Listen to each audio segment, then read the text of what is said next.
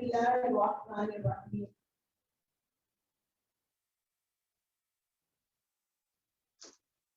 اللهم اجعلنا من الذين آمنوا والذين عملوا الصالحات وتواصوا بالحق وتواصوا بالصبر آمین یا رب العالمین۔ اس دعا کے ساتھ ہم آج کا پچھلا پارہ جو پڑھا رہے تھے آپ اس کو کور کرنے پہلے پھر اس کے بعد ہم پارہ نمبر 4 شروع کریں گے۔ اللہ تعالیٰ سے دعا کر لیں اللہم الہمنا رشدنا واعذنا من شرور انفسنا، اللہ ہمارے اوپر ہدایت ڈال دے، اندھیر دے، تاریخ کر دے، ہمیں ہدایت والے راستے پر چلا دے، اور اللہ جو ہمارے نفس میں اٹھنے والے شرور ہیں اللہ ہم ان سے تیری پناہ مانگ۔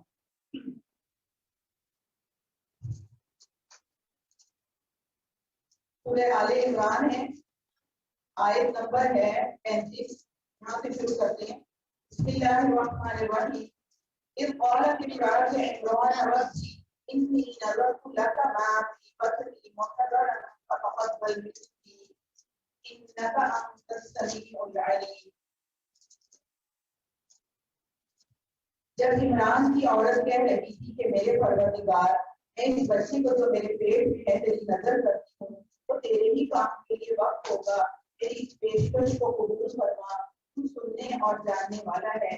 پھر جب وہ بچی اس کے ہاں پیدا ہوئی تو اس نے کہا کہ مالک میرے ہاں تو لڑکی پیدا ہو گئی ہے، حالانکہ جو کچھ اس کی جنا تھا اس کو اللہ کو اس کی خبر تھی، اور لڑکا لڑکی کی طرح نہیں ہوتا۔ جو کام اللہ نے لڑکی سے لینا تھا وہ لڑکا کر ہی نہیں سکتا تھا، یعنی اللہ کی پلاننگ، اللہ کی حکمت۔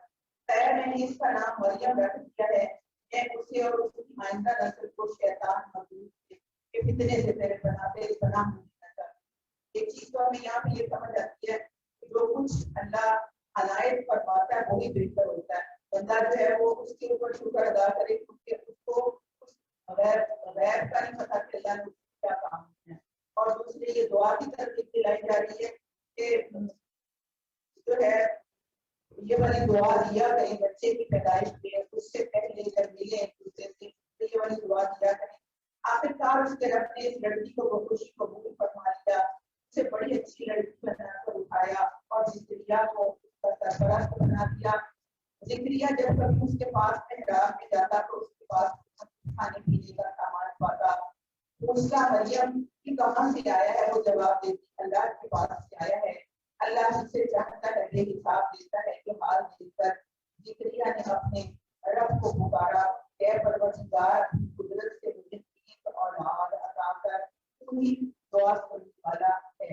اب یہاں پہ زکریا علیہ السلام اصل کی وہ بے موسم پھل تو آتے ہی ان کے پاس بند کمرے کے الگ طرف سے، لیکن اصل چیز دیکھیں یہ جو دعا ہے نا، اور وہ جو ہے وہ کیا دیکھ کے وہ دعا کر رہے ہیں، وہ صالحات دیکھ کے دعا کر رہے ہیں اور صالح اولاد کی دعا کر رہے ہیں کہ جیسے اس کو تم نے صالح بنایا اس لڑکی کو، اللہ اس طرح مجھے بھی صالح اولاد عطا فرما۔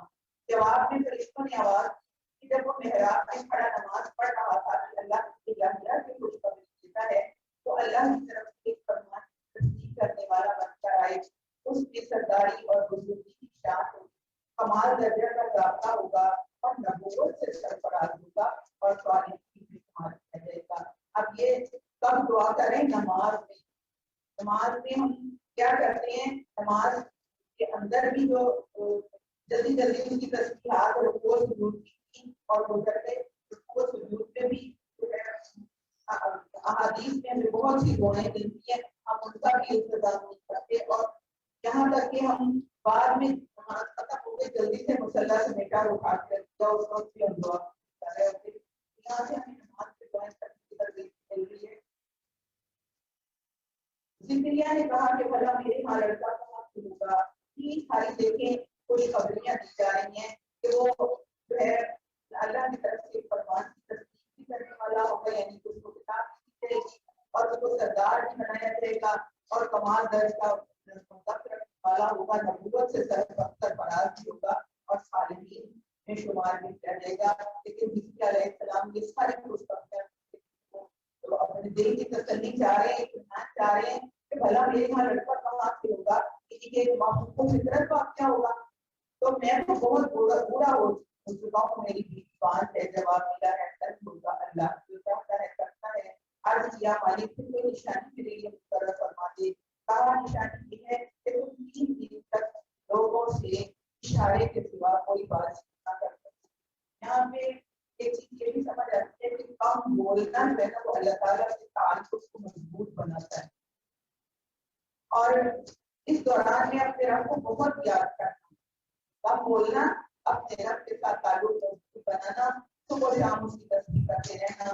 پھر وہ وقت آیا جب مریم سے فرشتوں نے آ کر کہا کہ اے مریم اللہ نے تجھے پر مجھے کیا اور پاکیزگی عطا کی اور تمام دنیا کی عورتوں پر تجھ کو ترجیح دے کر خدمت کے لیے چن لیا. اے مریم اپنے رب کی تابع فرمان بند کر رہے اس کے آگے سرکش ہو اور جو بندے اس کے حضور جھکنے والے ہیں اس کے ساتھ خود ہی جھک جا. پر مجیدہ کیا کہ اللہ نے کہا جا رہا ہے کہ اللہ نے مجھے اپنے کام کے لیے چن لیا, اپنے دین کے کام کے لیے چن لیا. اور دیکھیے عورت ہے وہ اپنی اولاد کی بہترین تربیت, نیک تربیت کر لے, یہی دین کا کام ہے. اے محمد صلی اللہ علیہ وسلم, یہ غیر کی خبریں ہیں جو ہم خود کو وحی کے ذریعے سے بتا رہے ہیں, ورنہ اس وقت ان وہاں موجود نہ تھے جب ایکل کے خادم یہ فیصلہ کرنے کے لیے کہ مریم کا سرپرست کون ہو اپنے اپنے قلم میں کر کے تھے اور نہ تو حاضر تھے کہ ان کے درمیان جھگڑا برپا تھا. اللہ کے دین کی خدمت کی نیت کی کس نے کی ہے؟ والدہ نے نیت کی تھی نا, جو میری بچہ پیدا ہوگا اس کو میں اللہ کے دین کے لیے وقف کر دوں گی. دیکھیں نیت کر لیتے ہیں تو اس نیت کی بنا پہ اللہ تعالیٰ دیکھیں مدد کیسے کیسے کرتا ہے. یتیم بچی ہے, یتیم بچی کی کفالت میں بڑا مشکل کام ہے, کبھی بچے کے لیے تیار ہی نہیں ہوتا. لیکن یہاں دیکھیں اس نیت کا خلوص دیکھیں کہ کفالت کے لیے اتنے لوگ جمع ہو گئے کہ قرآن دازی کرنی پڑ گئی کہ نام نکالے اپنے. اور جب فرشتوں نے کہا کہ اے مریم اللہ کی فرمان کی خوشخبری دیتا ہے, ان کا نام مسیح عیسی ابن مریم ہوگا, دنیا اور آخرت میں مسیح ہوگا, اللہ کے مقرر بندوں میں استعمال کیا جائے گا.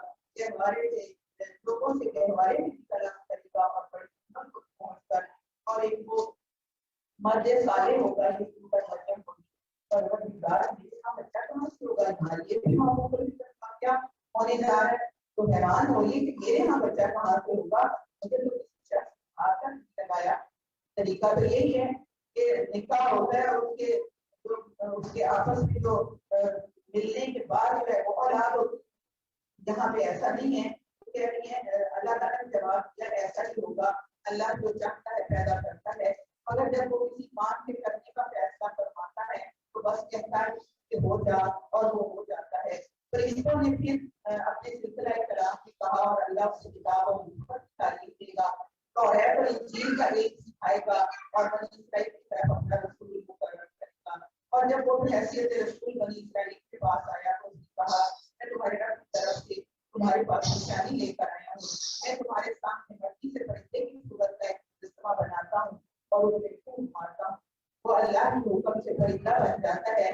میں اللہ کے حکم سے مادر ذات اندھے اور کوڑی کو بھی اچھا کرتا ہوں اور مردے کو بھی اچھا کرتا ہوں. اور میں تمہیں یہ بھی بتاتا ہوں کہ کیا کھاتے ہو اور کیا اپنے گھروں میں ذخیرہ رکھتے ہو. اس میں تمہارے لیے کافی نشانی ہے اگر تم ایمان لانے والے ہو. اور میں اس تعلیم و ہدایت کی تصدیق کرنے والا بن کر آیا ہوں جو تورات میں تھے اس زمانے میں موجود ہے. اب ہر نبی کو اللہ نے اس کے زمانے کے حال کے مطابق معجزے عطا کیے. اب عیسیٰ علیہ السلام کی یہ معجزے ہم یہاں پہ پڑھ رہے ہیں. عیسیٰ علیہ السلام کا جو دور ہے نا وہ تیزوں کا دور ہے, حکمت کا دور ہے. جیسے آج ہم کہیں کہ نیٹ کا دور ہے نا, پہلے تو نہیں ہوتا تھا یہ سارا کچھ. آج ہم کہیں اس کا دور ہے, ہر کسی کے ہاتھ میں, ہر کسی کے گھر, ہر کسی کے آفس میں, ہر کسی کے کاروبار میں, ہر کسی کے معاملے میں, ہر جگہ اس کا استعمال ہو رہا ہے. کمپیوٹر ہے, لیپ ٹاپ ہے, اور یہ ہمارے موبائل ہے, اور یہ اتنی ساری وہ ایپس ہیں. آج اس کا دور ہے. تو عیسیٰ علیہ السلام کا دور تھا. حکیم جو ہے وہ بڑے بڑے جو ہے وہ ایک سے ایک بڑھ کے یہ علم حاصل کرتے تھے اور ایک سے ایک بڑھ کر علاج دریافت کرتے تھے. تو موسیٰ عیسیٰ علیہ السلام کو یہ والے معجزے دے دیے گئے۔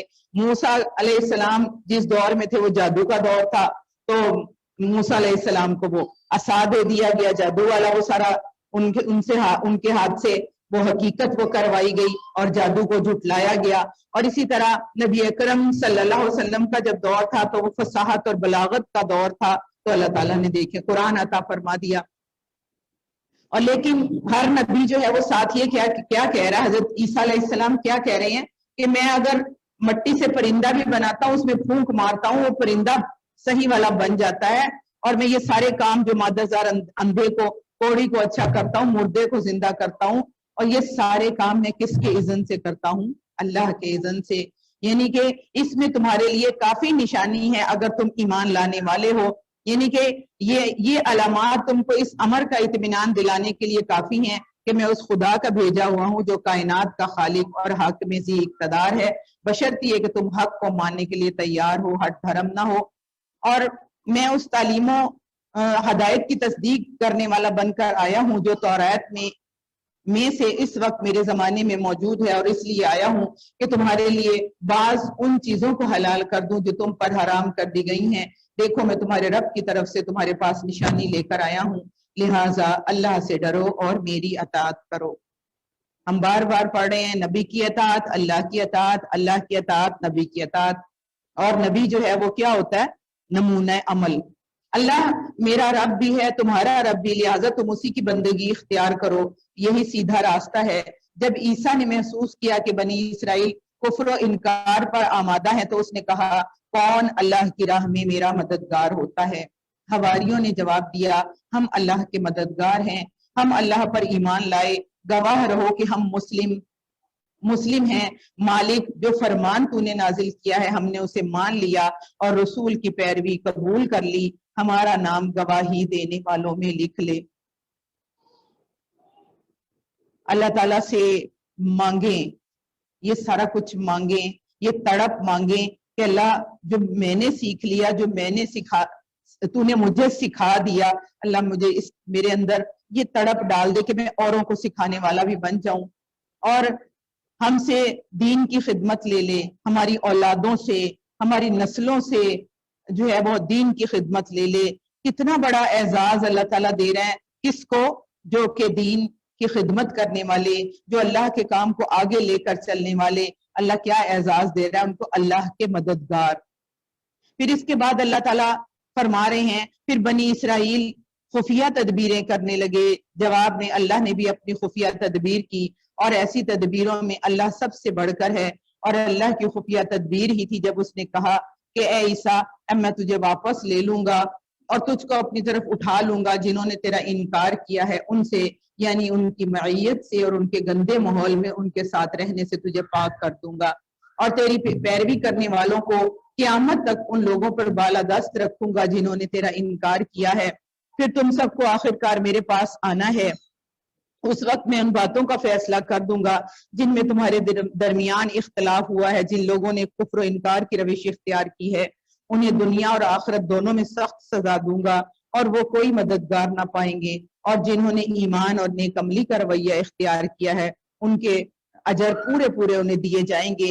اور خوب جان لے کہ ظالموں سے اللہ ہرگز محبت نہیں کرتا۔ اور آگے اللہ تعالیٰ فرما رہے ہیں یہ آیات اور حکمت سے لبریز تذکرے ہیں جو ہم تمہیں سنا رہے ہیں۔ اللہ کے نزدیک عیسیٰ کی مثال آدم کی سی ہے کہ اللہ نے اسے مٹی سے پیدا کیا اور حکم دیا کہ ہو جا، اور وہ ہو گیا۔ یہ اصل حقیقت ہے جو تمہارے رب کی طرف سے بتائی جا رہی ہے، اور تم ان لوگوں میں شامل نہ ہو جو اس میں شک کرتے ہیں۔ یہ علم آ جانے کے بعد اب جو کوئی اس معاملے میں تم سے جھگڑا کرے تو اے محمد صلی اللہ علیہ وآلہ وسلم اس سے کہو کہ آؤ ہم اور تم خود بھی آ جائیں اور اپنے بال بچوں کو بھی لے آئیں اور خدا سے دعا کریں کہ جو جھوٹا ہو اس پر خدا کی لعنت ہو۔ یہ بالکل صحیح واقعات ہیں، اور حقیقت یہ ہے کہ اللہ کے سوا کوئی خداوند نہیں ہے، اور وہ اللہ ہی کی ہستی ہے جس کی طاقت سب سے بالا اور جس کی حکمت نظام عالم میں کار فرما ہے۔ بس اگر یہ لوگ اس شرط پر مقابلے میں آنے سے منہ موڑیں تو ان کا مفسد ہونا صاف صاف کھل جائے گا۔ اللہ تو مفسدوں کے حال سے واقف ہی ہے۔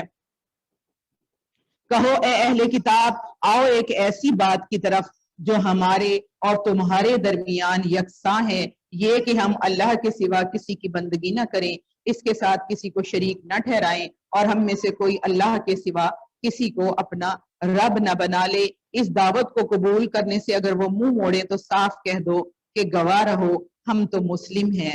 اب دیکھیں یہاں پہ ہمیں دعوت تبلیغ کا ایک اصول جو ہے وہ یہاں سے مل رہا ہے کہ جب بات کا آغاز کرنا ہے، ظاہر ہے سامنے جو ہیں وہ مختلف مکاتب فکر کے لوگ بیٹھے ہیں، تو جب بات کا آغاز کرنا ہے تو اختلافی پہلو سے بات نہیں کرنی، اختلافی پہلو کو چھیڑنا نہیں ہے، بلکہ اس بات سے آغاز کرنا ہے جو سب کے درمیان مشترک ہو۔ یہاں سے ہمیں یہ چیز مل رہی ہے۔ اے اہل کتاب، تم ابراہیم کے بارے میں ہم سے کیوں جھگڑا کرتے ہو؟ توریت اور انجیل تو ابراہیم کے بعد ہی نازل ہوئی ہیں، پھر کیا تم اتنی بات بھی نہیں سمجھتے کہ تم لوگ جن چیزوں کا علم رکھتے ہو ان میں تو خوب بحثیں کر چکے، اب ان معاملات میں کیوں بحث کرنے چلے ہو جن کا تمہارے پاس کچھ بھی علم نہیں؟ اللہ جانتا ہے تم نہیں جانتے۔ ابراہیم نہ یہودی تھا نہ عیسائی، بلکہ وہ تو ایک مسلم یکسو تھا اور وہ ہرگز مشرکوں میں سے نہ تھا۔ یعنی کہ اللہ تعالیٰ نے تو دین اسلام جو ہے وہ اس کو نازل کیا ہے، وہ ایک طریقہ زندگی گزارنے کا سب کو سکھایا ہے جس کا نام ہے اسلام۔ باقی جو جتنے بھی یہ بنے ہوئے ہیں یہ سارے خود ساختہ ہے۔ یہاں سے یہ سمجھ آ رہی ہے ابراہیم سے نسبت رکھنے کا سب سے زیادہ حق اگر کسی کو پہنچتا ہے تو ان لوگوں کو پہنچتا ہے جنہوں نے اس کی پیروی کی، اور اب یہ نبی اور اس کے ماننے والے اس نسبت کے زیادہ حقدار ہیں۔ اللہ صرف انہی کا حامی و مددگار ہے جو ایمان رکھتے ہیں۔ یعنی کہ جو بھی ایمان والا ہے اس کی نسبت کس سے ہے؟ اللہ سے۔ وہ ایمان کس پہ لایا ہے؟ اللہ سے۔ تو ہم اپنا اپنا جائزہ لیں کہ ہم اپنی نسبت اللہ کے ساتھ ہی رکھنا چاہتے ہیں یا کسی اور کو شریک ٹھہرا کے اس کے ساتھ۔ اے ایمان لانے والو، اہل کتاب میں سے ایک گروہ چاہتا ہے کہ کسی طرح تمہیں راہ راست سے ہٹا دے، حالانکہ در حقیقت وہ اپنے سوا کسی کو گمراہی میں نہیں ڈال رہے ہیں مگر انہیں اس کا شعور نہیں ہے۔ اے اہل کتاب، کیوں اللہ کی آیات کا انکار کرتے ہو حالانکہ تم خود ان کا مشاہدہ کر رہے ہو؟ اے اہل کتاب، کیوں حق کو باطل کا رنگ چڑھا کر مشتبہ بناتے ہو؟ کیوں جانتے بوجھتے حق کو چھپاتے ہو؟ اہل کتاب میں سے ایک گروہ کہتا ہے کہ اس نبی کے ماننے والوں پر جو کچھ نازل ہوا ہے اس پر صبح ایمان لاؤ، شام کو اس سے انکار کر دو۔ یہ یہودیوں کا پلان دیکھیں کہ اس کو ان کا جو اسلام والوں کا جو وہ اسلام پھیلا رہے ہیں اس کو کسی طرح ختم کر دیا جائے۔ وہ پلان کیا بنا رہے ہیں کہ صبح ایمان لائے شام کو اس سے انکار کر دو، شاید اس ترکیب سے یہ لوگ اپنے ایمان سے پھر جائیں۔ آج جب کوئی گروپ جوائن کیا جاتا ہے نا، گروپ بنتا ہے، جوائن کرتے ہیں اور اس میں سے کوئی چھوڑ دے، اس کو چھوڑ دے تو وہ جو گروپ بنانے والا ہے وہ تھوڑا شک میں مبتلا ہو جاتا ہے نا کہ پتہ نہیں کیوں چھوڑ دیا، پیچھے وجہ کا پتہ نہیں ہوتا۔ یہاں سے ہمیں ایک یہ بھی جو ہے اسے کرنا کیا چاہیے، جس نے گروپ چھوڑا ہے وہ اس کو بتا دے کہ میں نے اس لیے چھوڑا ہے، یعنی کہ کہیں ہمارا کال اور کوئی عمل لوگوں کو شک و شبے میں نہ ڈال دے۔ یہاں پہ ان کا جو ہے یہ عمل جو ہے وہ شک و شبے میں ڈال رہا ہے، اصل میں پلان ان کا یہی ہے کہ ان کو اس دین اسلام سے ہٹایا جائے۔ نیز یہ لوگ آپس میں کہتے ہیں کہ اپنے مذہب والے کے سوا کسی کی بات نہ مانو۔ اے نبی ان سے کہہ دو اصل میں ہدایت تو اللہ کی ہدایت ہے، یہ اسی کی دین ہے کہ کسی کو وہ کچھ دے دیا جائے جو کبھی تم کو دیا گیا تھا، بنی اسرائیل کو کہا جا رہا ہے، یا یہ کہ دوسروں کو تمہارے رب کے حضور پیش کرنے کے لیے تمہارے خلاف کبھی حجت مل جائے۔ اے نبی صلی اللہ علیہ وسلم ان سے کہو کہ فضل اور شرف اللہ کے اختیار میں ہے، جسے چاہے عطا فرمائے۔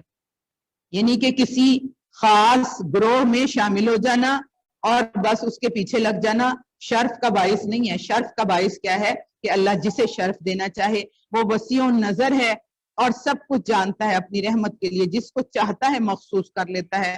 اللہم اجعلنا منہم، اس کا فضل بہت ہی بڑا ہے۔ نام لے کر دعا کریں اپنے اپنے لیے کہ اللہ تعالیٰ ہم سب کو اپنے دین کی خدمت کے لیے چن لے۔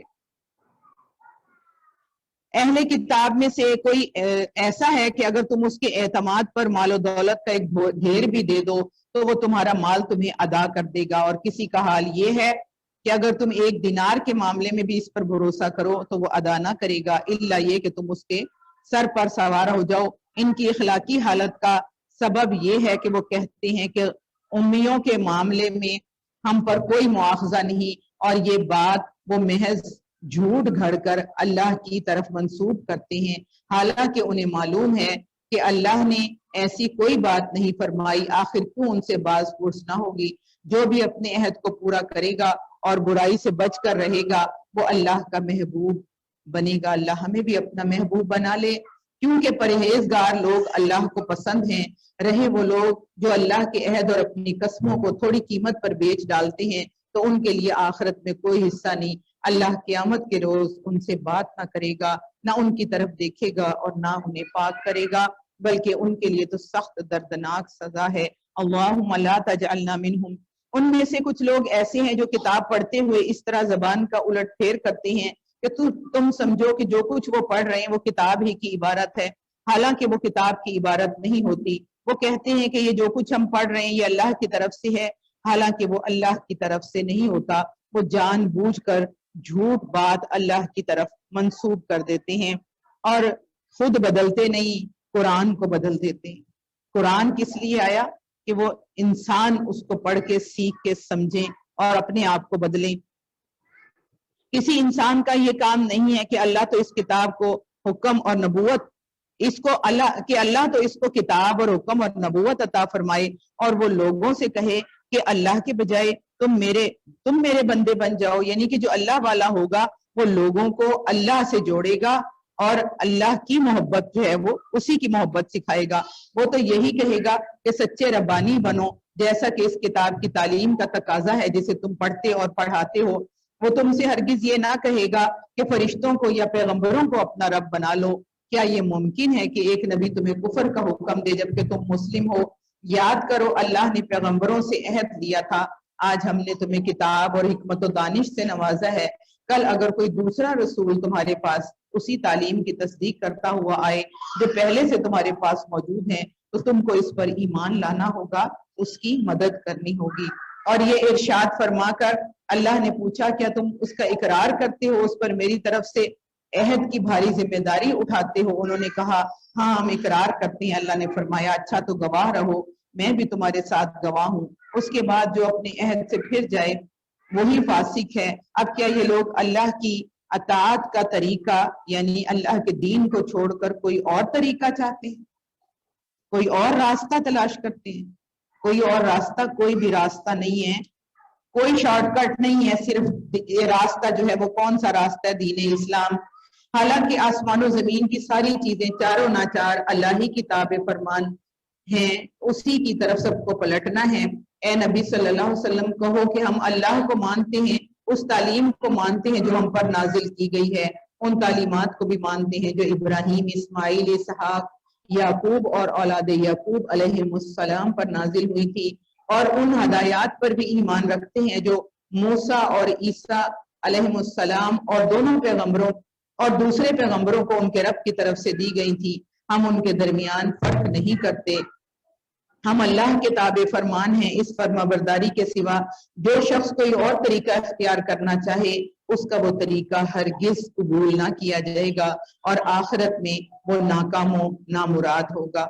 यानी कि असल नुकसान कौन सा होगा? आखिरत का नुकसान। दीन से हटकर कोई भी तरीका कबूल नहीं करना। कैसे हो सकता है कि अल्लाह इन लोगों को हदायत बख्शे जिन्होंने नेमत ईमान पा लेने के बाद फिर कुफ्र किया, हालांकि वो खुद इस बात पर गवाही दे चुकी हैं कि ये रसूल हक पर है और उनके पास रोशन निशानियां भी आ चुकी हैं। अल्लाह जालिमों को तो हदायत नहीं दिया करता। उनके जुल्म का सही बदला यही है कि उन पर अल्लाह और फरिश्तों और तमाम इंसानों की फटकार है।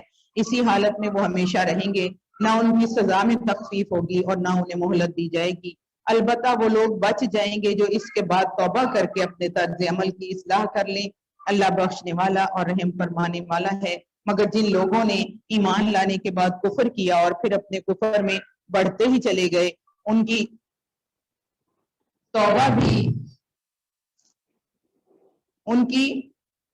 भी कबूल ना होगी। ऐसे लोग तो पक्के गुमराह हैं। यकीन रखो, जिन लोगों ने कुफर इख्तियार किया और कुफर ही की हालत में जान दी, उनमें से कोई अगर अपने आप को सजा से बचाने के लिए रुए जमीन भरकर सोना फिदिया में दे تو اسے قبول نہ کیا جائے گا.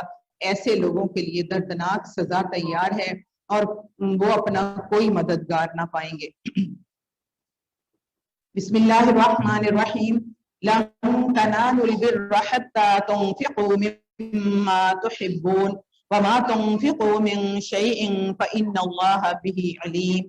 الحمدللہ تیسرا پارہ ہمارا مکمل ہو گیا اور اب ہم چوتھا پارہ شروع کرتے ہیں. چوتھے پارے میں اللہ تعالیٰ نے کئی اہم موضوعات جو ہیں وہ بیان کیے ہیں. جو ہم پیچھے بنی اسرائیل کے واقعات پڑھیں، بنی اسرائیل معزول امت اور اس میں دو گروہ یہود و نصارہ. اب نئی امت بنی ہے تو نئی امت کو طرح طرح کی الجھنوں اور جھمیلوں میں مبتلا کرنے کی وہ کوشش کرتی رہتی ہے. کون؟ وہ بنی اسرائیل جو قوم ہے. وہ کہتی ہے کہ ہمیں کیوں یہاں سے ہٹا دیا گیا اور انہیں کیوں ہماری سیٹ پہ بٹھا دیا گیا. اس لیے وہ طرح طرح کے طریقے اور طرح طرح کے جھمیلے اور طرح طرح کے الجھنوں میں مبتلا کرنے کی کوشش کرتی رہی ہے. تو اس میں ہمیں یہ بتایا جائے گا کہ امت مسلمہ کی باضابطہ تشکیل کے بعد اب پچھلی امت بنی اسرائیل کے مغضوب اور گمراہ دونوں گروہوں یہود و نصارہ کی جو ہے وہ اجارہ داری جو ہے وہ اب ختم ہوئی ہے. تو اب وہ کیسے دوسری قوم کو نیچا دکھانے کی کوشش کر رہے ہیں جو کہ اس کی سیٹ پہ آ کے بیٹھ گئی ہے. تو اللہ تعالیٰ اس میں پہلی آیت کا ترجمہ کہ تم نیکی کو نہیں پہنچ سکتے جب تک کہ وہ اپنی وہ چیزیں اللہ کی راہ میں خرچ نہ کرو جنہیں تم عزیز رکھتے ہو، اور جو کچھ تم خرچ کرو گے اللہ اس سے بے خبر نہ ہوگا. اب سکھایا کیا جا رہا ہے؟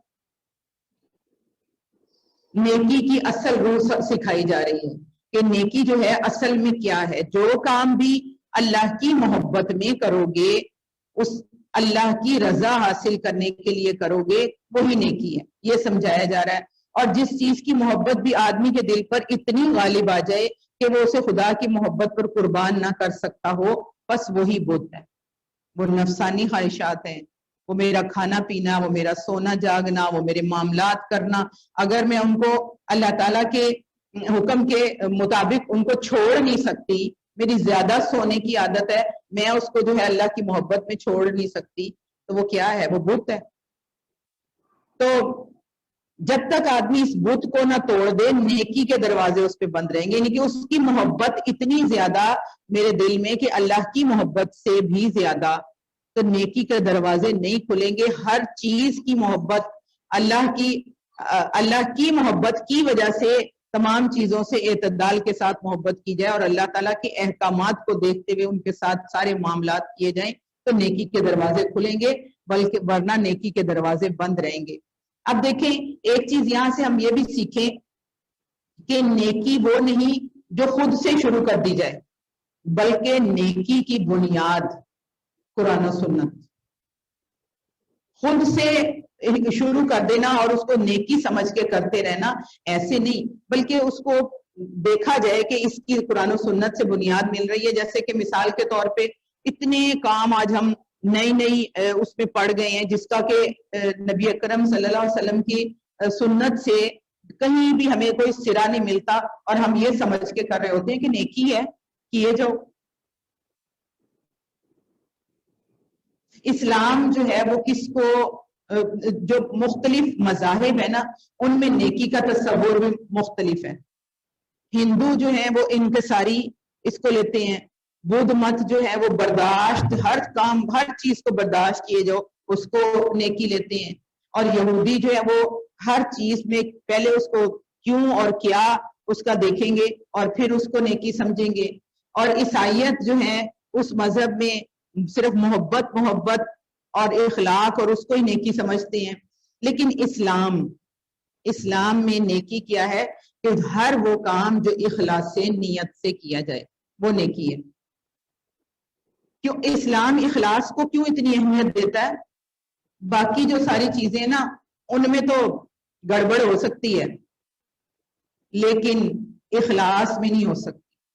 جو کام خالص نیت کے ساتھ، خالص دل کے ساتھ، دل کے شوق کے ساتھ کیا جاتا ہے قبول نہیں ہوتا ہے.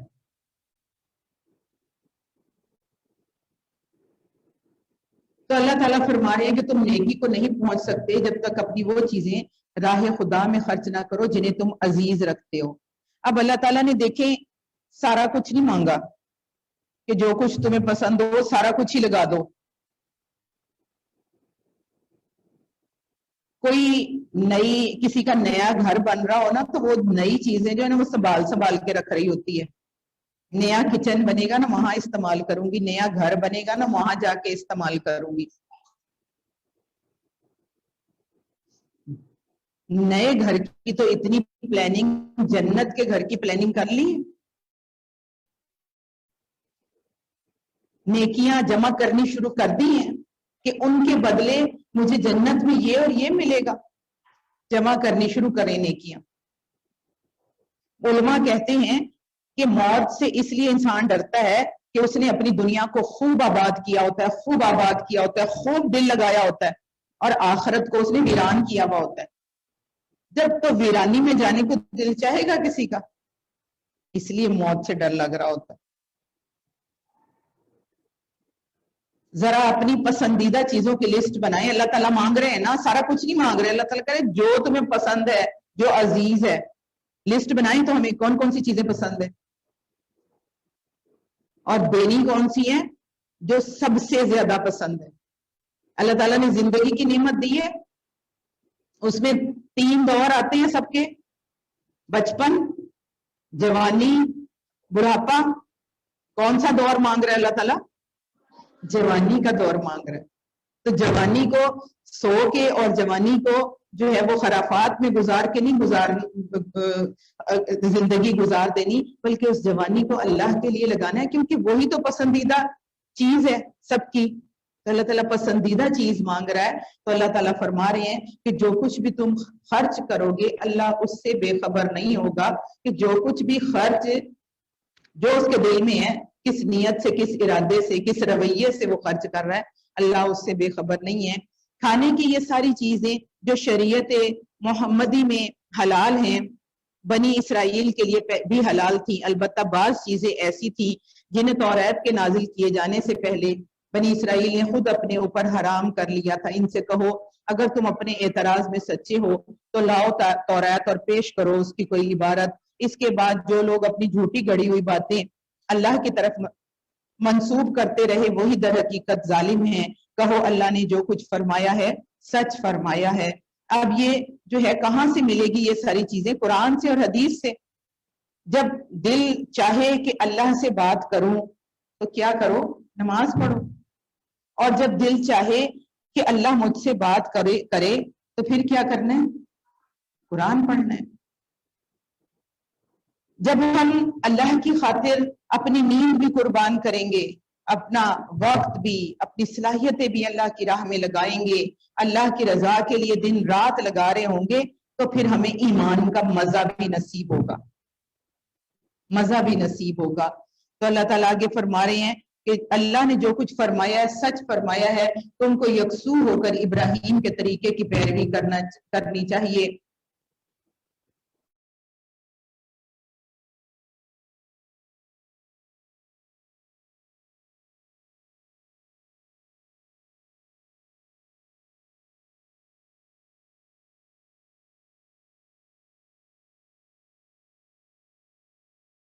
انہیں سب سے زیادہ پیاری تھی, اللہ تعالیٰ نے ان سے مانگی اور وہ دینے کے لیے تیار ہو گئے.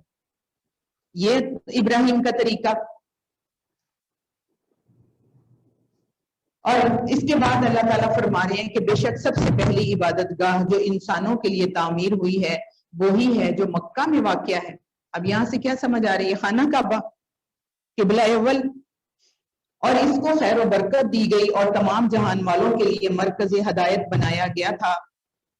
اب یہ جو ہے نا خانہ کعبہ, اس کی عالم انسان میں اس کی مثال ایسی ہے جیسے انسانی جسم میں دل کی مثال ہے. دل کا کیا کام ہوتا ہے؟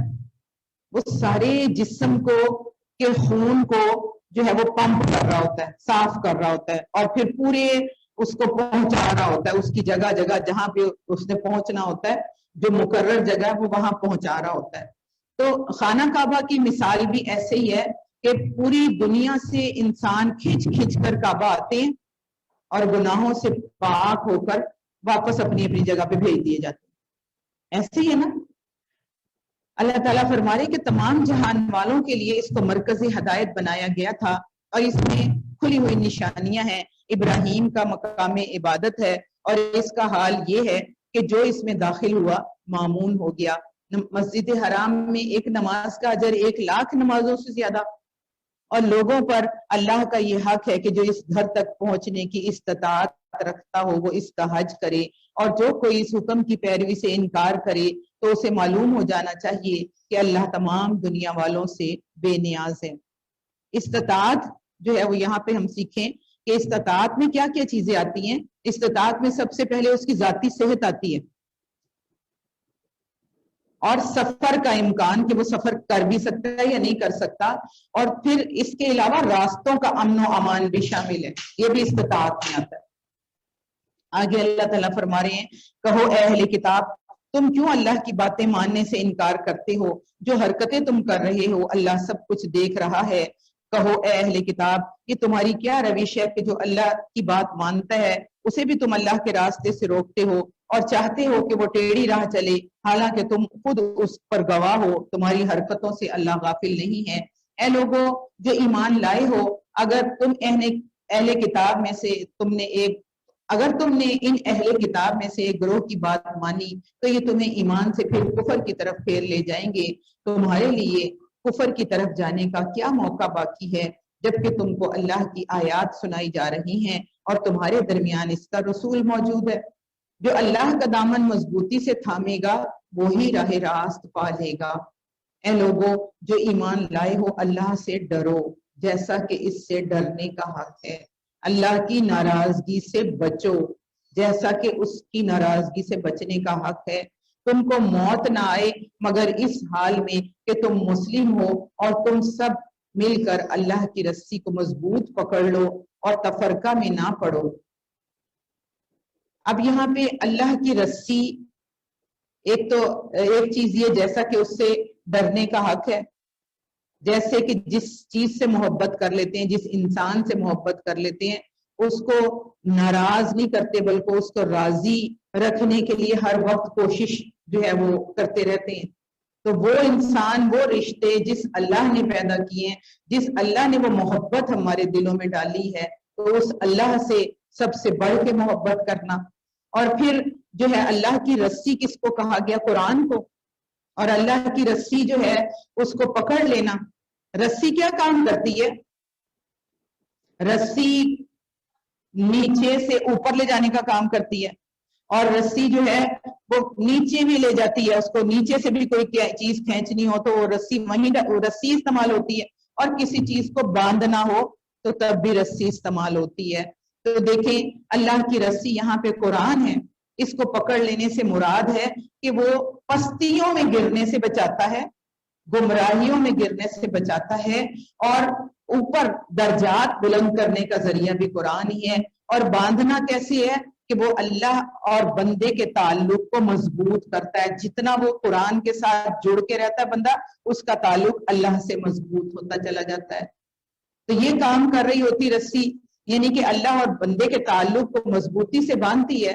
تو اللہ تعالیٰ کہہ رہے ہیں اس قرآن کو پکڑ لو. اور جمیعا ولا تفرقوا، تفرقہ میں نہ پڑو. ٹیم ورک بتایا جا رہا ہے، اجتماعیت سکھائی جا رہی ہے کہ چاہے مل کر تھامو رسی کو، اکیلے ہو کر تھامو. دونوں طریقے سے بتایا جا رہا ہے. اور دیکھیں قرآن پڑھیں، اکٹھے بیٹھ کے جب قرآن پڑھ رہے ہوتے ہیں تو وہ فائدہ مل رہا ہوتا ہے جو کہ اکیلے پڑھنے میں نہیں مل رہا ہوتا. ایسے ہی ہے نا، ایک دوسرے سے ڈسکس کرتے ہیں، رائے بنتی ہے تو زیادہ اچھا اس سے فائدہ حاصل ہوتا ہے. اور پھر سب مل کر اس چیز کو سیکھ کر اور پھر سب مل کر اس کو عمل کرنے پہ بھی ایک دوسرے کو ابھار رہے ہوتے ہیں، اور پھر اس کو نافذ کرنے کی بھی جدوجہد میں لگ جاتے ہیں. تو ہم سب قرآن پہ عمل، قرآن کو سیکھنے سکھانے والے، پڑھنے پڑھانے والے، اس پر عمل کرنے والے، اور ان کوششوں کو کرنے والے کہ اس قرآن کو نافذ کرنے والے. تو اللہ تعالیٰ سے دعا ہے کہ قرآن کے یہ ثمرات ہم بھی دیکھیں اور ہماری نسلیں بھی دیکھیں. اب یہاں پہ ذرا تھوڑا سا ہم یہ فرقے کو بھی سمجھتے چلیں. نبی اکرم صلی اللہ علیہ وسلم سے پہلے امتیں مختلف فرقوں میں تقسیم ہو گئی تھی اور وہ تھے 72 فرقے. جو ہمیں حدیث ملتی ہے نا کہ میری جو ہے وہ یہ قوم جو ہے اس میں 72 فرقے بنیں گے. تو دیکھیں فرقہ جو ہوتا ہے نا, ہم کہیں کہ ہمارے جو مسلمانوں کے اندر جو کوئی کسی نے نام رکھ لیے نا اپنے اپنے, کسی نے دیوبندی, کسی نے بریلوی, کسی نے اہل حدیث, وہ فرقے نہیں ہیں. فرقے نہیں ہیں. فرقے تو ہیں عیسائیت, یہودیت, نصرانیت. فرقے تو یہ ہیں جو مسلمانوں کے اندر یہ نام رکھ لیے گئے. یہ اصل میں مکتبہ فکر ہے, سوچ ہے ان کی. انہوں نے بنیاد سب کی ایک ہی ہے. بنیاد کیا ہے؟ قرآن اور سنت. اس میں سے کسی نے اپنی سوچ کے مطابق ان احادیث کو لیا تو انہوں نے اپنا نام اہل حدیث رکھ لیا. کسی نے اپنی سوچ کے مطابق ادھر سے لیا, اس نے دیوبندی رکھ لیا, بریلوی رکھ لیا. باقی فرقے نہیں ہیں یہ. ہم مسلمان جو ہے وہ ایک ہی امت ہے. اور پھر اللہ تعالیٰ فرما رہے ہیں اللہ کے اس احسان کو یاد رکھو جو اس نے تم پر کیا ہے. تم ایک دوسرے کے دشمن تھے, اس نے تمہارے دل جوڑ دیے, اس کے فضل و کرم سے تم بھائی بھائی بن گئے. اللہ نے تم کو اس سے بچا لیا. اس طرح اللہ اپنی نشانیاں تمہارے سامنے روشن کرتا ہے, شاید کہ ان علامتوں سے تمہیں اپنی فلاح کا سیدھا راستہ نظر آ جائے.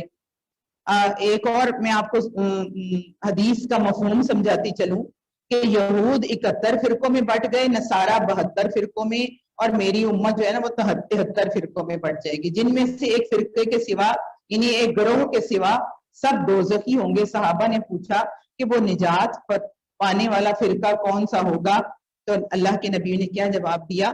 ما انا علیہ و اصحابی, یعنی وہ فرقہ اسی راہ پر چلے گا جس پر میں اور میرے اصحاب ہیں. نبی کے طریقے پہ چلنے والا جو ہے بالکل اس کے مطابق جو قرآن و سنت سے ہمیں مل رہا ہے, وہ گروہ جو وہ ہے وہ کون ہوگا؟ جہنم سے بچنے والوں میں شامل ہوگا. ترمذی کتاب الایمان کی یہ حدیث ہے. اللہ تعالیٰ آگے فرما رہے ہیں تم میں سے کچھ لوگ تو ضرور ایسے ضرور ہی رہنے چاہیے جو نیکی کی طرف بلائیں, بھلائی کا حکم دیں اور برائیوں سے روکتے رہیں. جو لوگ یہ کام کریں گے وہی فلاح پائیں گے. امت وسط بنایا گیا اور کام کیا دیا گیا, یأمرون بالمعروف وتنہون عن المنکر. تو اللہ تعالیٰ فرما رہے ہیں کہ جو یہ کام کرتے رہیں گے وہی فلاح پائیں گے. اب نیکی کا حکم دینا اور برائی سے روکنا ایک ہی بات ہے نا, کام ایک ہی ہے کہ وہ جو برائیاں نظر آ رہی ہیں ان برائیوں کو ختم کرنے کے لیے ان کی جگہ وہ نیکی کی بات بتانا, وہ صحیح والا حکم سمجھانا, یہ کام ہے. اور کامیابی, اگر کامیابی چاہتے ہو تو یہ دونوں کام کرنے پڑیں.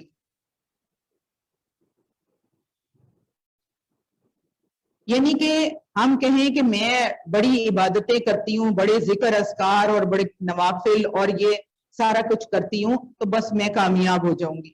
اللہ تعالیٰ کیا بتا رہے ہیں کہ صرف یہ کام کرنے سے اللہ کی پکڑ سے بچ نہیں سکو گے. کام جو کرنے کا کیا ہے؟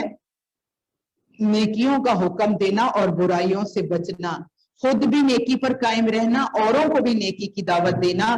نبی صلی اللہ علیہ وسلم نے فرمایا ہے کہ اس ذات کی قسم جس کے ہاتھ میں میری جان ہے, تم ضرور نیکی کا حکم دو گے اور برائیوں سے روکو گے,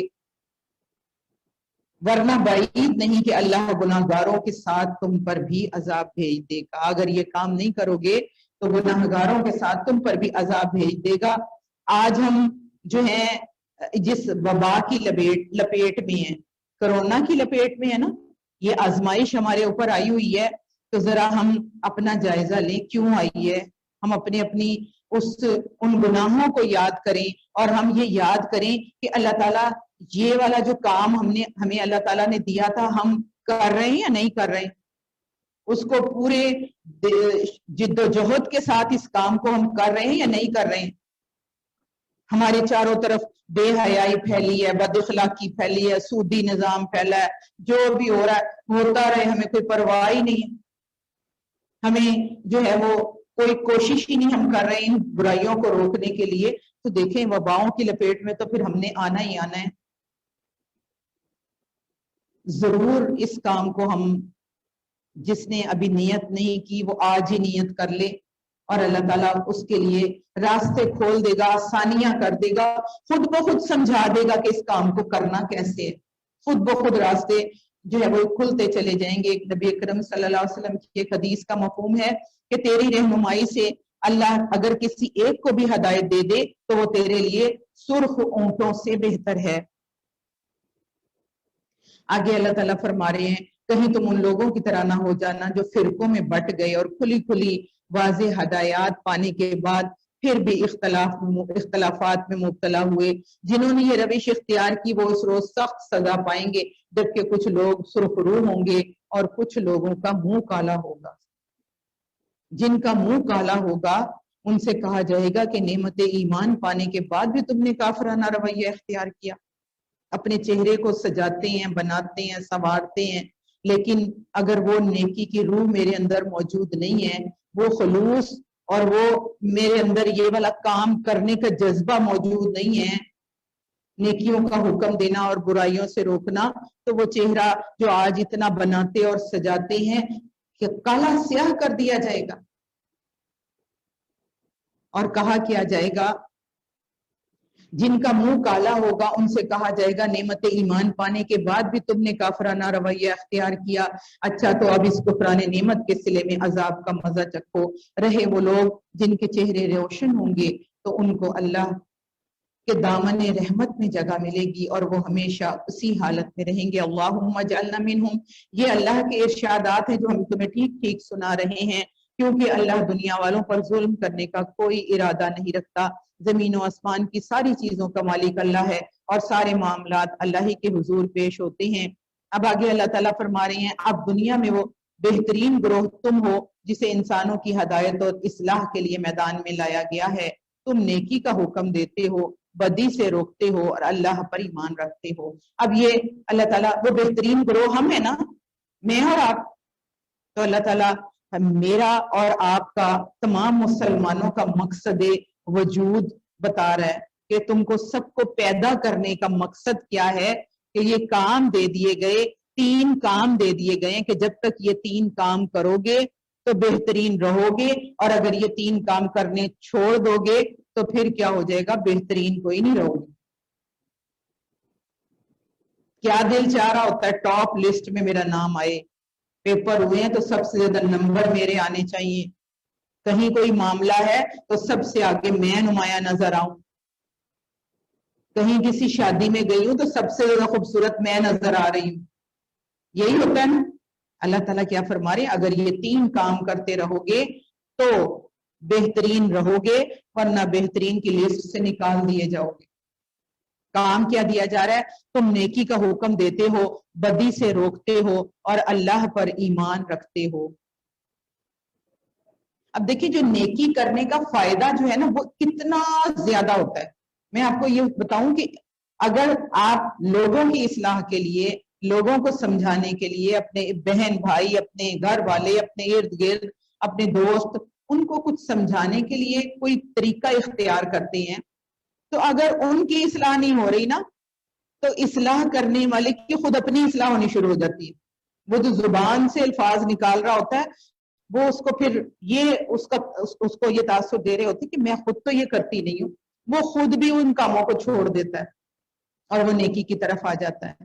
یہاں پہ دیکھیں اللہ تعالیٰ نے اخرجت استعمال کیا نا، کنتم خیر امت اخرجت، مجہول کا صیغہ، خاص انداز، اللہ کے دست قدرت کا اظہار کہ اس امت کو باہر نکال رہا ہے نا، اس امت کو باہر نکال رہا ہے کہاں سے، غیر ظلم کے اندھیروں میں سے، کہاں سے، جہالت کے اندھیروں میں سے، اور پھر غیب کے اندھیروں میں سے، منظر عام پہ آ رہی ہے، دھکیل دھکیل کر منصب امامت پر لایا جا رہا ہے۔ اخرجت سے معلوم ہوتا ہے کہ ایک خفیہ اور نامعلوم قوت انہیں آہستہ آہستہ طور پہ متحرک کر رہی ہے، ان کے اندر وہ چیزیں ڈال رہی ہے، ان کی تربیت کر رہی ہے، انہیں سمجھا رہی ہے، اور پھر کیا ہوتا ہے کہ ایک امت نمودار ہوتی ہے ایک خاص رول ادا کرنے کے لیے، اور وہ رول کون سا ہے، نمبر 1 نیکی کا حکم دینا ہے، نمبر 2 بدی سے روکنا ہے، اور اللہ پر مضبوط ایمان۔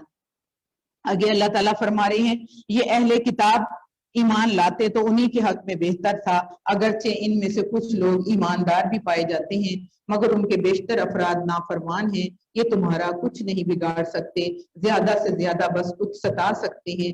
اگر یہ تم سے لڑیں گے تو مقابلے میں پیٹھ دکھائیں گے، پھر ایسے ہی بے بس ہوں گے کہ کہیں سے ان کو مدد نہ ملے گی۔ یہ جہاں بھی پائے گئے ان پر ذلت کی مار ہی پڑی، کہیں اللہ کے ذمے یا انسانوں کے ذمے میں پناہ مل گئی تو یہ اور بات ہے۔ یہ اللہ کے غضب میں گھر چکے ہیں، ان پر محتاجی اور مغلوبی مسلط کر دی گئی ہے۔ یہ سب کچھ صرف اس وجہ سے ہوا ہے کہ یہ اللہ کی آیات سے کفر کرتے ہیں، انہوں نے پیغمبروں کو ناحق قتل کیا، یہ ان کی نافرمانیوں اور زیادتیوں کا انجام ہے۔ مگر سارے اہل کتاب یکساں نہیں ہیں، ان میں کچھ لوگ ایسے بھی ہیں جو راہ راست پر قائم ہیں، راتوں کو اللہ کی آیات پڑھتے ہیں اور اس کے آگے سجدہ ریز ہوتے ہیں۔ راتوں کا ذکر کیوں آتا ہے؟ تنہائی ہے نا، بالکل کوئی شور نہیں، کوئی کام نہیں، دن میں ہزاروں کام، ہزاروں ذمہ داریاں، شور اور یہ سارا کچھ، تو رات کا پڑھنا جو ہے نا وہ بڑا فائدہ مند ہوتا ہے۔ رات کو اپنا سبق جب سارے سوئے ہیں اس وقت اپنا جو سبق ہے اپنی ہدایت کے لیے اللہ سے دعا کر کے کہ اللہ میں یہ جو آیات پڑھنے لگی ہوں اللہ مجھے ان سے میری رہنمائی فرما دے، اور وہ رہنمائی بھی اعلیٰ لیول کی مانگے کہ اللہ جو تو نے انبیاء کو، صحابہ کرام کو عطا فرمائی اللہ مجھے وہ عطا فرما، تو بہت سے اسرار و رموز کھلتے ہیں۔ اللہ اور روز آخرت پر ایمان رکھتے ہیں، نیکی کا حکم دیتے ہیں، برائیوں سے روکتے ہیں، بھلائیوں کے کاموں میں سرگرم رہتے ہیں، یہ صالح لوگ ہیں، اور جو نیکی بھی یہ کریں گے اس کی ناقدری نہ کی جائے گی۔ اللہ پرہیزگار لوگوں کو خوب جانتا ہے۔ رہے وہ لوگ جنہوں نے کفر کا رویہ اختیار کیا تو اللہ کے مقابلے میں ان کو نہ ان کا مال کچھ کام دے گا نہ اولاد، وہ تو آگ میں جانے والے لوگ ہیں اور آگ ہی میں ہمیشہ رہیں گے۔ جو کچھ وہ اپنی اس دنیا کی زندگی میں خرچ کر رہے ہیں اس کی مثال اس ہوا کی سی ہے جس میں پالا ہو اور وہ ان لوگوں کی کھیتی پر چلے جنہوں نے اپنے اوپر ظلم کیا، اسے برباد کر کے رکھ دیا۔ اللہ نے ان پر ظلم نہیں کیا، در حقیقت یہ خود اپنے اوپر ظلم کر رہے ہیں۔ اے لوگوں جو ایمان لائے ہو، اپنی جماعت کے لوگوں کے سوا دوسروں کو اپنا رازدار نہ بناؤ، یہ تمہاری خرابی کے کسی موقع سے فائدہ اٹھانے سے نہیں چوکتے، تمہیں جس چیز سے نقصان پہنچے وہی ان کو محبوب ہے، ان کے دل کا بغض ان کے منہ سے نکلا پڑتا ہے اور جو کچھ وہ اپنے سینوں میں چھپائے ہوئے ہیں وہ اس سے شدید تر ہے۔ ہم نے تمہیں صاف صاف ہدایات دے دی ہیں، اگر تم عقل رکھتے ہو تو ان سے احتیاط برتو گے، تم ان سے محبت رکھتے ہو مگر وہ تم سے محبت نہیں رکھتے، حالانکہ تم تمام کتب آسمانی کو مانتے ہو۔ جب وہ تم سے ملتے ہیں تو کہتے ہیں کہ ہم نے بھی مان لیا، مگر جب وہ جدا ہوتے ہیں تو تمہارے خلاف ان کے غیظ و غضب کا یہ حال ہوتا ہے کہ اپنی انگلیاں چبانے لگتے ہیں۔ ان سے کہہ دو کہ اپنے غصے میں آپ جل مرو، اللہ دلوں کے چھپے ہوئے راز تک جانتا ہے۔ تمہارا بھلا ہوتا ہے تو ان کو برا معلوم ہوتا ہے اور تم پر کوئی مصیبت آتی ہے تو یہ خوش ہوتے ہیں۔ اب دیکھیں اللہ تعالیٰ یہ حکم کس کو دے رہا ہے؟ ایمان والوں کو، مجھے اور آپ کو، کہ اپنی جماعت کے لوگوں کے سوا دوسروں کو رازدار نہ بناؤ۔ اب وہ دوسرے کون ہیں؟ اللہ تعالیٰ یہود و نصارہ کی بات کر رہے ہیں، ظاہر ہے یہی فرقے تھے، ان کو رازدار نہ بناؤ۔ یعنی کہ اصل چیز یہاں پہ یہ سمجھائی جا رہی ہے کہ ایک مسلم ریاست، ایک مسلم حکومت میں اہم عہدے ان کو نہیں دینے، اہم عہدوں پر غیر مسلموں کو فائز نہیں کرنا۔ ابو موسیٰ عاشری نے حضرت عمر سے پوچھا، فرماتے ہیں کہ میرے پاس ایک نصرانی کاتب ہے، کاتب ہوتا ہے لکھنے والا، نصرانی عیسائی، انہوں نے کہا کہ میرے پاس ایک عیسائی کاتب ہے، تو فرمایا حضرت عمر نے فرمایا کہ اللہ تجھے مارے، یہ تو نے کیا کیا؟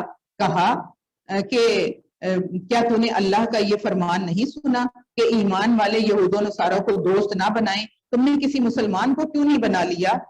تو میں نے عرض کیا کہ اے امیر المومنین، مجھے تو اس کی کتابت سے غرض ہے، مجھے تو اس کے کام سے غرض ہے، اس کا دین اس کے لیے۔ حضرت عمر نے فرمایا جب اللہ نے انہیں رسوا کر دیا ہے تو میں ان کی تکریم نہیں کر سکتا، جب اللہ نے انہیں ذلیل کر دیا ہے تو میں انہیں عزت نہیں دے سکتا، جب اللہ نے ان کو دور کر دیا ہے تو میں ان کو قریب نہیں کر سکتا۔ یعنی کہ جو اہم عہدے ہیں جہاں پہ سے کہ راز ہمارے جو ہیں وہ دوسرے لوگوں تک، دوسرے یہ جو جماعت کے علاوہ اللہ تعالیٰ کہہ رہے دوسرے لوگ، وہاں تک وہاں پہ ہمارے راز جب ان کے پاس جاتے ہیں تو ان عہدوں پہ ہم نے ان کو فائز نہیں کرنا۔ آج ہم نے جو ہے ہمارے ملک میں جو ہے اس چیز کو جاری کرنے کی بڑی کوششیں کی جا رہی ہیں کہ قادیانی کو بٹھا دو، وزیر بنا لو اور اس کو یہ کر لو، تو اللہ والے جو ہے اللہ ان کے دل میں ڈالتا ہے اور وہ اس وقت وہ کھڑے ہو کے اور جو ہے اس کے خلاف آواز اٹھاتے ہیں. تو شکر ہے کہ ایسا تو کچھ نہیں ہے، مگر ایک ہندو کو جج بنایا ہوا، اللہ تعالیٰ ہدایت عطا فرمائے. پھر آگے اللہ تعالیٰ فرما رہے ہیں مگر ان کی کوئی تدبیر تمہارے خلاف کارگر نہیں ہو سکتی، کوئی راز ادھر سے ادھر پہنچا دیا، یہ ان کی تدبیر ہوگی نا، کوئی کارگر ثابت نہیں ہو سکتی، بشرطیے کہ تم صبر سے کام لو اور اللہ سے ڈر کر کام کرتے رہو. جو کچھ یہ کر رہے ہیں اللہ اس پر حاوی ہے. اس کے بعد اللہ تعالیٰ فرما رہے اے پیغمبر صلی اللہ علیہ وآلہ وسلم، مسلمانوں کے سامنے اس موقع کا ذکر کرو جب تم صبح سویرے اپنے گھر سے نکلے تھے اور احد کے میدان میں مسلمانوں کو جنگ کے لیے جا بجا مامور کر رہے تھے. جنگ احد کا واقعہ یاد ہو گئی ہے نا، اس کے بعد اب یاد کروایا جا رہا ہے کہ جنگ احد پہ تبصرہ کیا جا رہا ہے، بعد میں جائزہ لیا جا رہا ہے نا بیٹھ کے. تو یہ جو صبح سویرے ہے نا، صبح سویرے کیوں؟ بابرکت ٹائم. نبی اکرم صلی اللہ علیہ وسلم نے فرمایا کہ میری امت کی صبح میں اللہ نے برکت ڈال دی ہے. اپنا اپنا جائزہ لیں، صبح صبح کیا کیا کرتے ہیں، کچھ کرتے بھی ہیں یا سوئے رہتے ہیں؟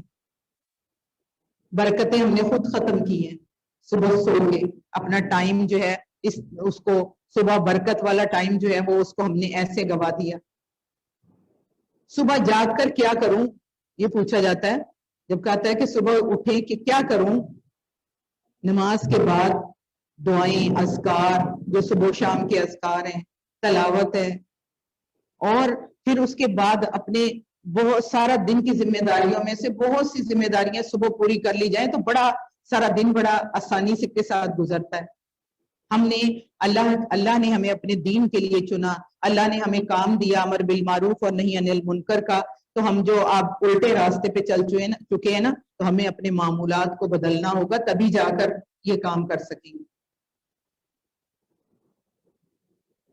اللہ تعالیٰ آگے فرما رہے ہیں اللہ ساری باتیں سنتا ہے اور وہ نہایت باخبر ہے. یاد کرو جب تم میں سے دو گروہ بزدلی دکھانے پر آمادہ ہو گئے. آمادہ ہو جانا کیا ہوتا ہے؟ دل کا ارادہ، اور وہ دل کے ارادے میں جو باندھ لیتے ہیں وہی پھر کام کر رہے ہوتے ہیں. تو اللہ تعالیٰ فرما رہے ہیں حالانکہ اللہ ان کی مدد پر موجود تھا اور مومنوں کو اللہ ہی پر بھروسہ رکھنا چاہیے. آخر اس سے پہلے جنگ بدر میں اللہ تمہاری مدد کر چکا تھا، حالانکہ اس وقت تم بہت کمزور تھے، لہٰذا تم کو چاہیے کہ اللہ کی ناشکری سے بچو. امید ہے کہ اب تم شکر گزار بنو گے.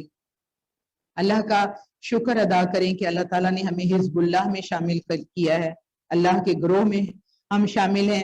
تو اللہ جو ہم سے کام لینا چاہتا ہے اللہ تعالیٰ اس کے لیے بھی ہماری مدد فرما دے، اور اللہ کا شکر ادا کریں کہ اللہ نے ہمیں حزب الشیطان میں شامل نہیں کیا.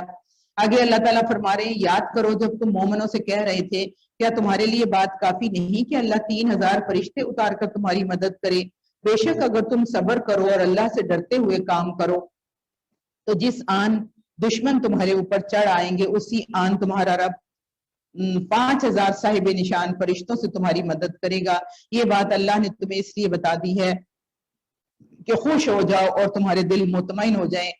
فتح نصرت جو کچھ بھی ہے اللہ کی طرف سے ہے، جو بڑی قوت والا دانا و بینا ہے، اور یہ مدد وہ تمہیں اس لیے دے گا تاکہ کفر کی راہ پر چلنے والوں کا ایک بازو کاٹ دے یا ان کو ایسی ذلیل شکست دے کہ وہ نامرادی کے ساتھ پسپا ہو جائیں. اب یہاں پہ جو ہے جب یہ کہا جا رہا ہے کہ کیا یہ کافی نہیں ہے کہ اللہ 3000 فرشتے تمہاری اتار کر تمہاری مدد کرے. لیڈر کا کردار کیا ہے کہ وہ حوصلہ بڑھاتا ہے، کیسے بھی حالات ہوں وہ حوصلہ بڑھاتا ہے. اور پھر یہ کہ یہ اس کا اعتماد کہ لوگ ساتھ نہ ہوں تو اللہ فرشتوں کے ذریعے مدد کرے گا. اور پیچھے جو ہے اللہ تعالیٰ فرمائے بے شک اگر تم صبر اور خدا سے ڈرتے ہوئے کام کرو، یہ بنیاد ہوگی. صبر و ثبات ہوگا اور تقویٰ ہوگا. تو تقویٰ جو ہے وہ تقویٰ کو جیسے کہ ہم اپنے روپے پیسے لے کے ساتھ چلتے ہیں نا تو ہمیں بڑا بھروسہ ہوتا ہے کہ میرے ساتھ جو ہے وہ روپیہ اور پیسہ ہے، کوئی ایسا کہیں ضرورت پیش آئے گی تو میں نکال لوں گی. تو اس طرح تقویٰ کو بطور کرنسی، وہ بھی ظاہر ہے لے کے چلنا ہے اعتدال کے ساتھ سارا کچھ، لیکن تقویٰ کو بطور کرنسی اپنے ساتھ رکھیں، چاہے اکیلے ہوں، چاہے گھر میں ہوں، چاہے باہر ہوں، چاہے سفر میں ہوں، چاہے کہیں جاب کرتے ہیں، چاہے کاروبار کرتے ہیں، اس کرنسی کو ضرور اپنے ساتھ رکھیں۔ اللہ تعالیٰ آگے فرما رہے ہیں، اور یہ جو آخری بات ہم نے پڑھی تھی کہ اور یہ مدد وہ تمہیں اس لیے دے گا تاکہ کفر کی راہ پر چلنے والوں کا ایک بازو کاٹ دے یا ان کو ایسی ذلیل شکست دے کہ وہ نامرادی کے ساتھ پسپا ہو جائیں۔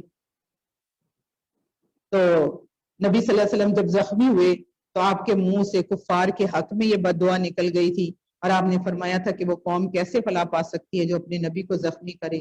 آگے اللہ تعالیٰ فرما رہے ہیں، اے پیغمبر، نبی کی زبان سے یہ بات نکلی تو فوراً ہی اللہ تعالیٰ نے نبی کی بھی تصحیح فرمائی ہے کہ اے پیغمبر صلی اللہ علیہ وسلم، فیصلہ کے اختیارات میں تمہارا کوئی حصہ نہیں، اللہ کو اختیار ہے، چاہے انہیں معاف کرے چاہے سزا دے، کیونکہ وہ ظالم ہے۔ کسی کے لیے ہم کوئی فیصلہ کن الفاظ بھی نہیں کہہ سکتے نا کہ وہ تو ایسی ہے اس لیے وہ جہنمی ہے، نہیں کہہ سکتے نا، فیصلے کا اختیار نہیں ہے۔ نبی کے زبان سے نکلی تو اللہ تعالیٰ نے فوراً تصحیح فرمائی۔ زمین اور آسمانوں میں جو کچھ ہے اس کا مالک اللہ ہے، جس کو چاہے بخش دے، جس کو چاہے عذاب دے، وہ معاف کرنے والا اور رحیم ہے۔ اے لوگوں جو ایمان لائے ہو، یہ بڑھتا اور چڑھتا سود کھانا چھوڑ دو اور اللہ سے ڈرو، امید ہے کہ تم فلاح پا جاؤ گے۔ احد کی شکست کا سب سے بڑا سبب جو ہے وہ یہ بتایا جا رہا ہے، اس آگ سے بچو جو کافروں کے لیے تیار کی گئی ہے، اور اللہ اور رسول کا حکم مان لو۔ توقع ہے کہ تم پر رحم کیا جائے گا، دوڑ کر چلو اس راہ پر جو تمہارے رب کی بخشش اور اس کی جنت کی طرف لے کر جاتی ہے، جس کی وسعت زمین اور آسمانوں جیسی ہے، اور وہ ان خدا ترس لوگوں کے لیے مہیا کی گئی ہے جو ہر حال میں اپنا مال خرچ کرتے ہیں، خواہ بدحال ہوں یا خوشحال ہوں، جو غصے کو پی جاتے ہیں اور دوسروں کے قصور معاف کر دیتے ہیں۔ غصہ آتا ہے نا، غصہ آ جانا غلط نہیں ہے، غصے کو کنٹرول کرنا ٹھیک ہے، اور یہ سیکھنا کہ غصے کا اظہار کس طرح کرنا ہے، حکمت کے ساتھ، یعنی کہ باؤنڈری لائن کراس نہیں کرنی غصے